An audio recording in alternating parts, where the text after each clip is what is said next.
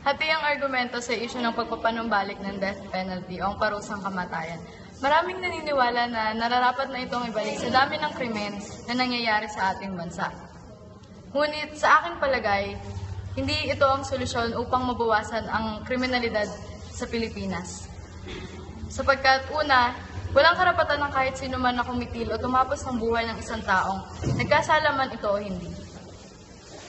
Pangalawa, hindi lahat ng nakakatula ng parusang kamatayan ay ang mismong gumawa talaga ng krimen. Maraming napapagbintangan lamang sa mga kasalanang ito at hindi ito makatarungan para sa taong paparusahan kung hindi naman niya talaga ginawa ang isang bagay na yun.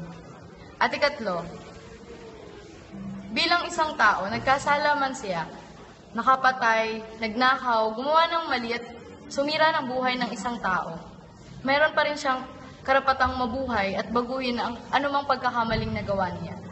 Bilang isang tao, kung kikitilin natin ang buhay nila dahil sa kanilang pagkakasala, ano na lamang pagkakaiba natin sa kanila?